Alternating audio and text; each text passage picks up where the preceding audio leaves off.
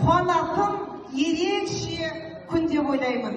Әрине, сендер тарыдай болып кірдіңдер, таудай болып шығып жатырсыңдар. Енді мінекей, сендер алдарында үлкен белес тұр, үлкен жол тұр, дара жол тұр.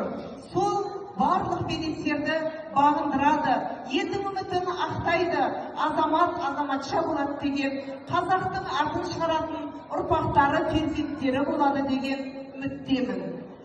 Мінекей, ата-аналарында зор үмітін ақтап, әрқайсыларына ақ тілектерінің баталарын беріп отыр. Сол үміттерін ақтайтын ұрпақ болыңдар. Қай жерде жүрсеңдер де, қай кезеңде де мектептеріңді алтыния, және де ұстаздарыңды ұмытпайсыңдар. Мінекей, 2 жыл ұстаз болып сынып жетекші болдым балаларыма. Жан-жақтан келген құрақ болып, құрақ көрпеде құралдық негізі.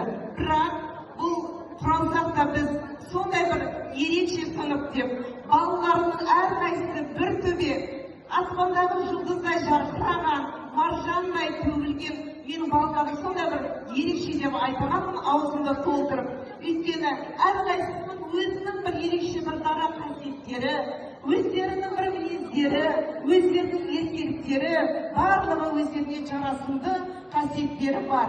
Сондықтан да мінекей, әлде де менің алдымда кішкентайсыңдар, бірақ дегенмен бұл өмір ғой, өмірде сынақ та болады, барлығы болады.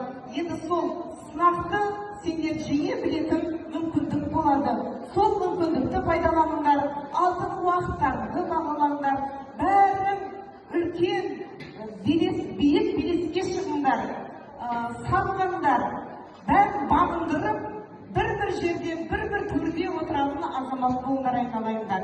Барлықтарыңды жақсы көремін, барлықтарының сезімдерін, барлықтарына деген менің махаббатым ерекше.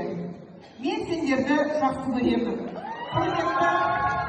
Құрметті ата-аналар, осындай бір дара ұл мен қызды өсірген ата-аналар, сіздерге рахмет. Барлықтарыңызға осы 2 жыл ішінде бір айтқан сөзімді жерге қалдырмай, қашанда апайым деп, қашанда қолпаштап мені қорғап, сөзімді жақтап тұратын осындай 11-ші сыныбының ата-аналарынан айналдым. Мен де сіздерді жақсы көремін.